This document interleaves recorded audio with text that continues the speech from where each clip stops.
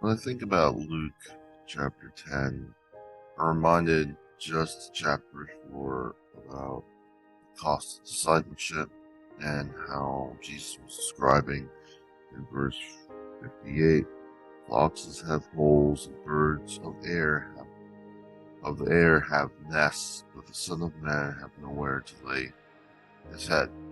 In the beginning of Luke chapter 10, we'll describe in practice the Great Commission.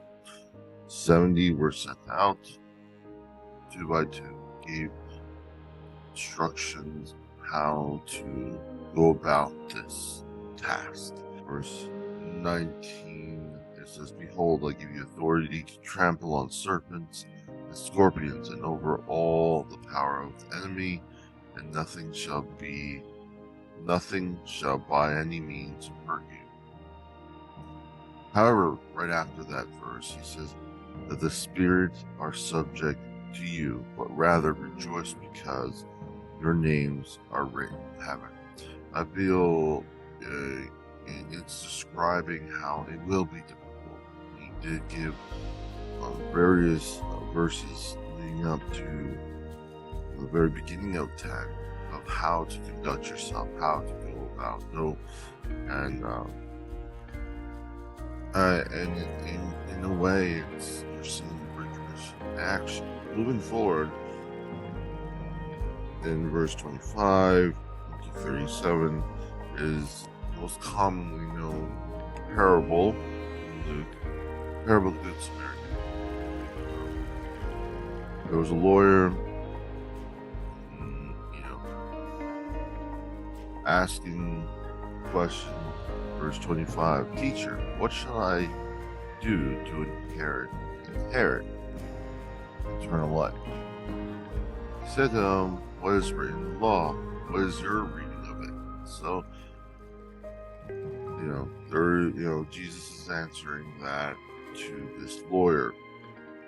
So he answered and said, you shall love the Lord your God with all your heart, with all your soul, with your strength, with your mind, and your neighbor as yourself."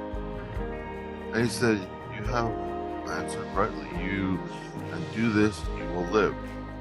But this is the caveat. It kind of mirrors a little bit of what the beginning of chapter 10, and also what a lot of us as Christians sometimes struggle with. The lawyer asks, "And who is my neighbor?" I think it's a reminder as Christians to understand that who is our neighbor is everyone. How we treat people from cultures, backgrounds matters. It's a reflection. A lot of times the best testimony we can give is our actions. How we treat one another. How to treat the ones who may not agree with. The Samaritan seemed very lowly at this time period. And to see that he understood this outward centered approach to love blindly in a way that doesn't scan the person's background, social, economic, family, just loves and has the faith to love.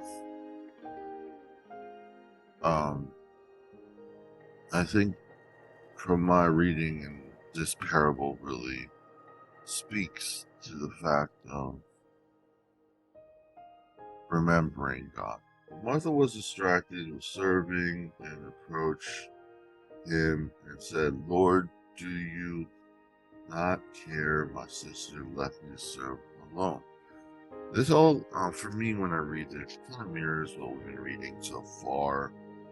It doesn't say this, but I don't believe the Good Samaritan actually tracked down any of the people who walked by. Even if he could, how would he know who they were?